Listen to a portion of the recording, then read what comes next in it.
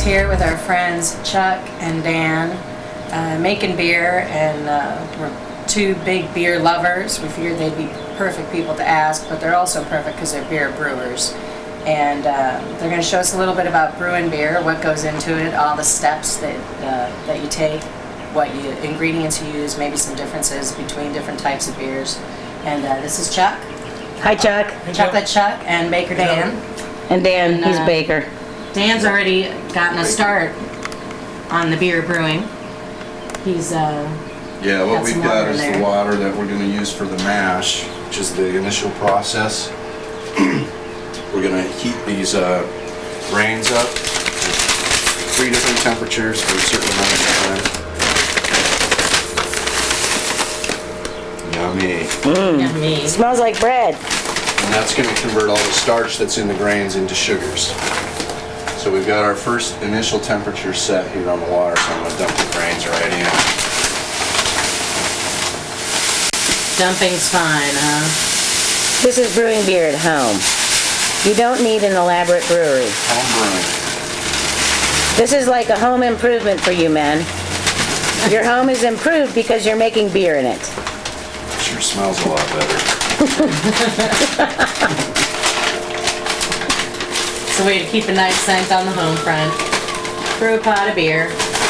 What's that on the stove, honey? Some stew? No, that's a pot of beer. Honey, you made dinner. I cooked for us, baby. Three different kinds of grains, you said? I've got, 3 different temperatures. I do have 3 different grains in here. It's all barley, but I don't know the science of all that. Barley. There's different ways or regions that they grow them in, and they have different qualities of starch or something. I don't know. So what I will do is I'm going to stir these in. I'll let them rest for 30 minutes. What's that thing you're stirring with? You're like a simmer there. This is my slotted spatula. Helps a little bit. The holes keep it from splashing around too much. And I'll maintain, I've got my scientific scale right up here. It's start out at 120 before you add your grains, and then you let it sit for 30 minutes between 110 and 120. And then we'll raise it up to 140 and let it sit for 30 more minutes, and then up to 155 and let it sit for an hour. So it takes a lot of 30-minute naps. Yeah, it takes a lot. And I try and get in there and stir it every once in a while in between. But and just keep an eye on the temperature, make sure. It's like a slow stew all day. Yeah. So easy. What's that you have there, Dan? And then you can stop and have a drink. I'm not a beer fan because we're close. You've already seen the brewery where the beer gets made. This is, as we've already seen, this is the fermenting area. Does beer have to ferment at a certain temperature, like cold, obviously? Lagers ferment at a colder temperature. Ales ferment at a warmer temperature. I guess it's between like 65 and 80 degrees for ales. Certain ales. I mean, there's varieties that have different temperatures, but to get different at least what effects. I've been doing. But now that it's getting warm out, I can't really do much ales. So because it gets, 80 is like the low for ales in my house. So I have to stop doing them and just do lagers, which are like between 45 and 60. Northern men can do it out in their backyard or Exactly. anywhere in the house, probably. Not here in New So Orleans. now- No, Southern men have And the lagers refrigerators. taste better anyway, so I don't really have too much problem, Yeah. except that I only have one refrigerator. The gallery. You had condiments and beer. I have to dedicate it to beer, which is a worthwhile sacrifice. But- That's right. That's right. You had some condiments. That's probably like a dream refrigerator for some. So this is where I keep all my bottling equipment. There go bottles, and then I store my stuff for the cooking of the beer up here. This is the outdoor burner, copper coil, which we would use later for cooling the wort down. And Wort is what it's called after it cooks, right? wort is what the beer is before it gets converted Oh, into it's the alcohol. beer. This is where the hops are kept. Got a Willamette and a crystal hops for today's batch. That's where it's gonna, when I bottle it, it's gonna ferment and carbonate. And this, in the bathroom where, Yahoo. you know, a germ-free environment is where I sanitize my bottles. Right over there, away from I the... rinse them out with this bottle washer, which hooks onto here, goes right there, and then the pressure from the bottle shuts this little valve off, the pressure from the water, and then I put a bottle onto it like that, and when I push it down, it will open up the water and spray out. In fact, I'm going to just wash this bottle out right now. Oh, live action. Beer in the germ-free environment. This is the sanitizing area. The sanitizing area in the bathroom. I heard once that winemaking was mainly a custodial endeavor, and I imagine the same is true for beer. Oh, look how handy that is. Well, I guess that's where they have bathtub gym, so I figured. Why I'm not not actually bathtub beer? making the beer in here, so I think I'm doing pretty good. That looks clean. This is my sanitizing fluid. It's just water with an iodine solution in it. It's a nice thing to use because it's rinse. You don't have, it's a no rinse sanitizer. So I can sanitize my bottles and then just empty them out, And they're which is what I dry. did with these here. Right And there. then when they drip out dry, I can put them on the shelf. And these here, they're not quite there, but keep more In the bottle caps. nightstand. This is called Whirl Flock. It's for, You don't take we'll be those. using this later, but it's for clarifying beer. This is an acid treatment you put in the water, which I forgot to do today, but it helps balance the pH for optimal sugar conversion from starch to sugar. What's in that peanut butter jar? These are muslin socks for boiling the hops in when I get to that point. They're like a cheesecloth. We'll be seeing those later. Pulling them out of the nightstand for later use.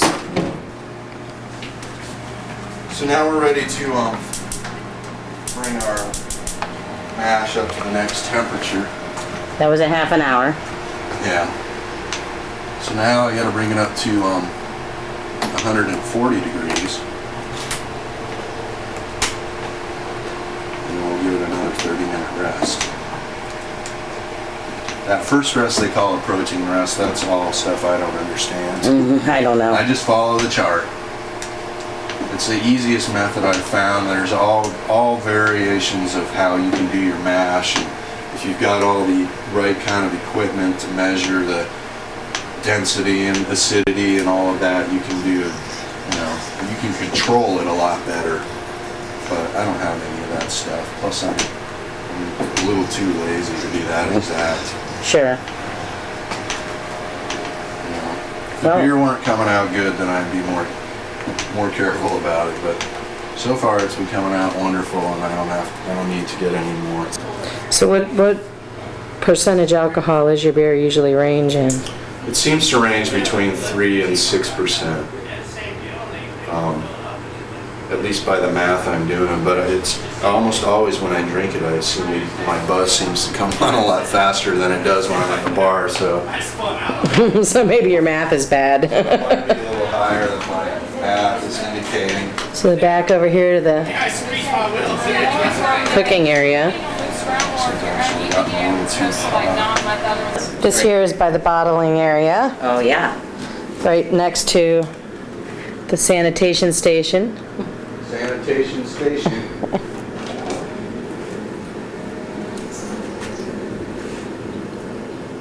Arch. What is it? Larging area? This is the racking cane that's going to go in there. I'm going to siphon out that beer into the bucket.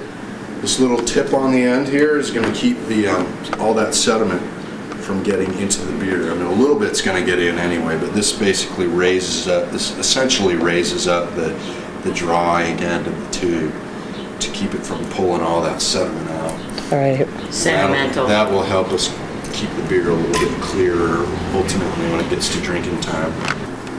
I just filled the tube up with water to create a siphon and I'll let the water run out into the bottle, and we'll let the rest of the beer run into here. And it's just as easy as that. Yeah. There's the beer. Coming down the And what I'm going to do, long, not too windy hose.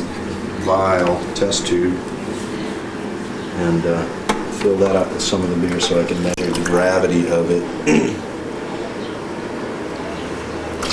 This is for alcoholing purposes, to figure out how much. Determining The more the better. I like strong beers.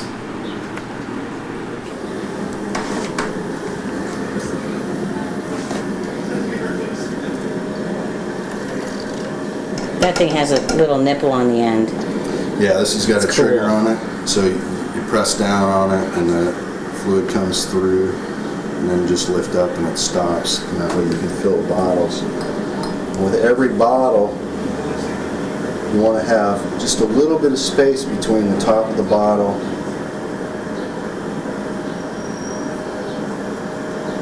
from the top of the bottle, so that it has a little bit of room to compress. And that space is created by the amount of space that the cane itself takes up. So when you remove So you it, just fill it up to the top, and then when you pull it out, it gives you enough space down below it. And then it's ready to cap. headroom, is that what they call that? Well, that's a good word for it. How's it going there, Jill? One down. 100 to go. Oh, That'll make it a little easier to see the level. Spotlight. Do you want a chair? No, thank you. I like to squat over the beer. Whoops. there's a yard and a bit. Alcohol abuse. Sorry. It's just a teeny tiny dribble. That's what they all say. You have to curse and swear when that happens. So Okay. that's what I do anyway. Just like when I, God damn it! Bleep, bleep, bleep. There you go. Mother puss bucket.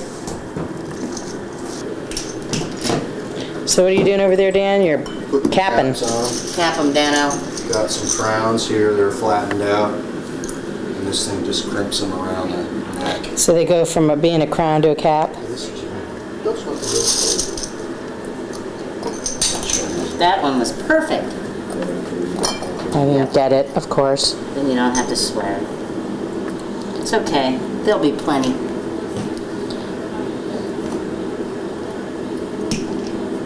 Well, that looks easy enough. So how many beers does a 5-gallon bucket of Ideally, we'll get about beer make? between 50 and 55 Bottles? bottles That's just enough. 50. How many are there? for in an this? initial Five? investment of $15. Do the math. In this capping stance here, Dan, you look amazingly like that Spider-Man on by your stove. Danny boy. Danny boy. Hey boy, The Spider-Man. spider capper. Spidey.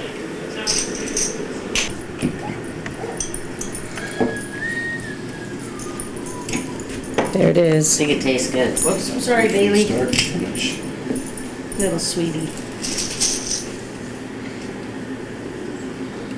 Those oat floaties, we love them. Yummy. Never gets old. Tastes good. Tastes good every time. Again and again. Here, What is that? my sparging bucket. It's basically an oversized colander. Bunch of holes in there. To drill them? I drill them. Yeah. Playing with power tools? Another manly thing. Boys will do. Thank goodness This you is the other do. half of the sparging bucket. It's another bucket with a spigot on it. This goes inside of here. Colander inside the spigot. And I will put all my grains in here. And then I'll filter the fluid through it. And what happens is the grains themselves work as a filter, and so the cloudiness of the beer I'll filter through a couple of times, and that will help get the extra sediment out. The husks and stuff from the grains will catch all that extra sediment and help to clarify the beer. Keep your beer clear. sparging. This again relies on a gravity thing, just as the siphoning does. So I'll raise it up higher and then drain it out into a pot. So we'll step outside here. So this is going to be the sparging station. We've had the sanitation station, and over here we have sparging station. How many years have you been brewing beer, Dan?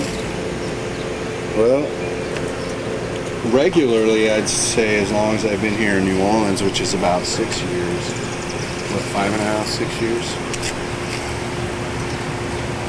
Before that I did it off and on for a while, but What's regularly? not with any regularity.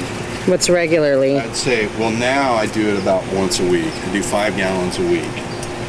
When we started, it kind of ranged. Like sometimes it was 5 a week, and then sometimes it was 5 gallons a month. But can't make it fast enough. Funny how that is. When I try. Bringing in the sparge, bringing in the sparge.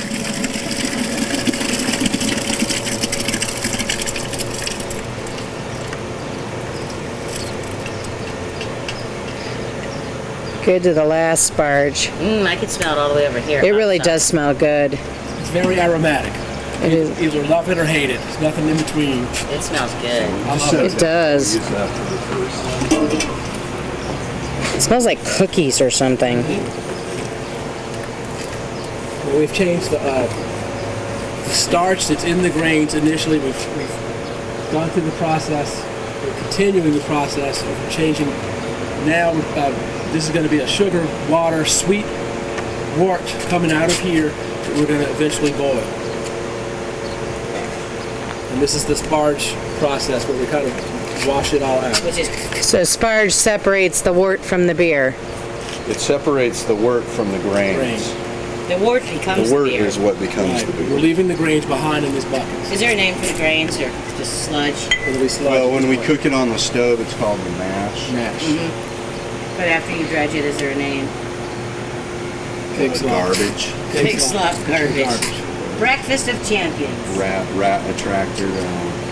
Oh, nice, nice, nice. What is that? Wort. Carbohydrates. Concentrate. It tastes just like cream of wheat. Taste it. It's delicious. With brown sugar in it. Yeah, well, once you put sugar in it. Ooh. You don't eat cream of wheat without it. Zach says I could have me a cup of that, please. That's what I'm talking about. Old fog band. It's not really beer. I can start chugging this. That's right.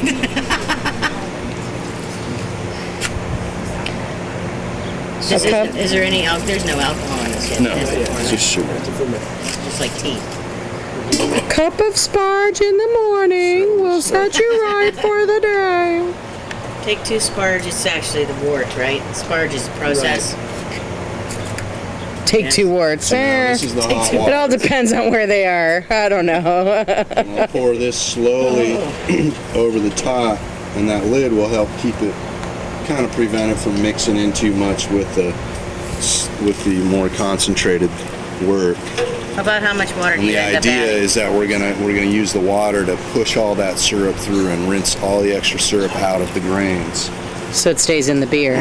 so that we get all the sugars out of it that we can. Bang for your buck. Can I have a cup of Bang, please? $1. A little sip of Bang. That'll be $1. Do you still have that glass? Empty. Never need another glass of. Tastes good. It does really taste honey, like honey. It's delicious. Fire starter. I'm fire starter. Fire, fire. Man and fire. We're hitting it all here at Manizer today. Scared me. He always scared everybody. So these are frozen? We'll boil this for about 30 minutes, and that's going to give it the bitter in the beer. And then we'll add a little bit more hops at the end just to give it kind of a floral aftertaste over time. Precise measurements. Yeah. We don't have a scale, so it's all by eye.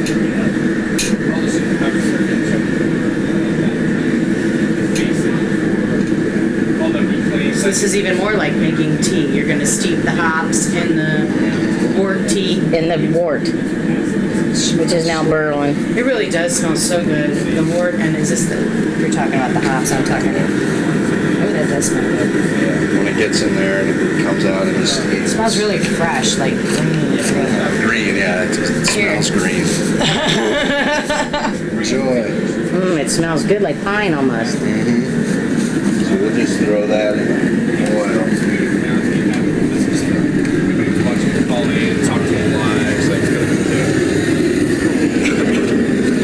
Wait.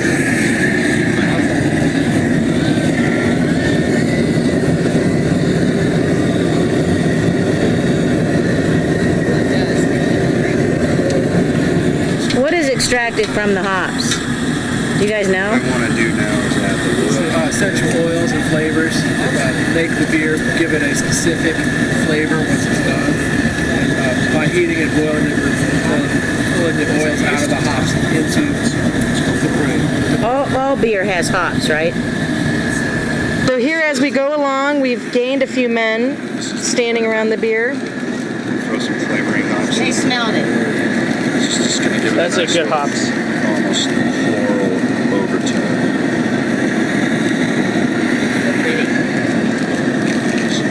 So that gives us a little finish. Yeah. They're hops that haven't really cooked, so they'll stay kind of greener. Give it And that more green flavor instead of the bitter flavor. make another little sock out of this. Yeah, just tie Little this- bag. Same sock. I dumped the old ones out. You can wear those socks. Reuse, recycle, Just like Again and socks. again and again. Gotta save the trees. just like socks. Put your cloth gloves on. Are you going to open that spit? Oh, you're just going to dump it. Wow, they're strong. Strong like bull. Uh-oh. Unacceptable. Now what we have here is a copper coil, That thing's cool. and that's going to conduct the cold water into the wort and cool it down. Should be able to cool it down in about 15 minutes.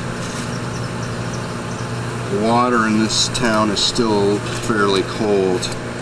Once we get into summertime, the water doesn't really get cold, so I have to actually add, what I do is I use Coke bottles with frozen water in them, and I throw them in there and cool it down with that. Where'd you get that copper coil? Chuck's dad put that together for us. He was a plumber, right? So he had a bunch of copper coil. And you can buy these at the brew store. They're like $35. You can make one yourself for about $5, I imagine. If you have the right equipment and know-how, Your huh? dad is a plumber.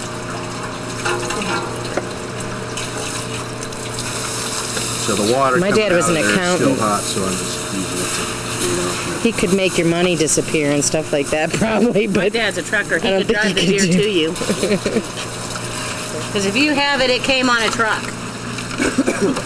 The other thing about this is it helps to aerate the wort, which is good for the yeast. When I pour the yeast in there, it needs to be, you want that wort to be fairly aerated. It allows the yeast to consume sugar a lot easier. Why do you have to cool it down right now? The idea is that the faster you cool it, the faster you can seal it off and reduce the risk of contamination. And also the yeast, when you add the yeast, if it's too hot, it'll kill the It'll yeast. kill the yeast, sure. Just like when you're baking. Exactly. she loves you.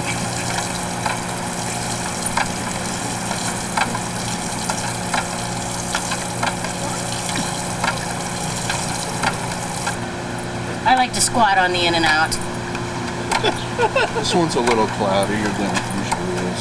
I like its orange color. I'm gonna add just a little bit. This is my yeast mixture from a cup that's 2 packets of 2 ounces of dry yeast. Final stage, I pitched the yeast earlier, added a little bit of sweet water, some of the wort to it, just to get it going. I'm gonna add it to the beer now. by tomorrow, this airlock will be bubbling away. And that'll tell you that it's fermenting. That tells me that it's fermenting, exactly. Keeps the air from getting into the beer as it's fermenting, and it allows the gas that is emitted from the beer. Okay, there's my washer. Right into the wort. Allows the gas to come out.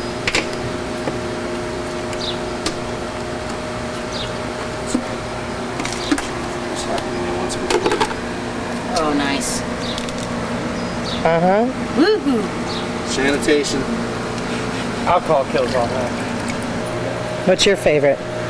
Bottling or I like to kegging? keg it just because it's quicker, and the only hard thing about that is you have to have a refrigerator big enough to keep you hold the keg. The candy store. That's what I was saying. We have beer up there all the time. It's nice. And if you noticed in Dan's kitchen in there, a lot of his kitchen is devoted to making beer, cleaning bottles, you know. Yeah, the brewery. There's a lot of cleaning that goes on before, during, after. You spend just about as much time cleaning things before you start and after you finish than you do brewing. You can believe that. So it's you have to be pretty dedicated to this hobby of home brewing to do this. But it's a lot of fun. You get 5 gallons of beer a week. Which comes in handy. It comes in handy. It's never enough, as Dan says, but it's, you know. It's a good start. It's a good supplement to any beer you'd have to buy. And it sure tastes good. There you go. Sure fun. They make them that way. So this time next week, I'm gonna use the siphon like we did when we were bottling, siphon it out into that carboy, let it sit for another week, and then I'll siphon it out of the carboy into a bucket for bottling. And then there it'll be, the Manizer Ale. Drink it, the Manizer. 3 weeks, we'll all be here drinking it again. If you email us, we're going to now offer that we will email you a beer that we've brewed live on Manizer. That's manizer@hotmail.com. Email us for a free beer. Available in 3 weeks. Make sure you leave your email address so we can get it to you.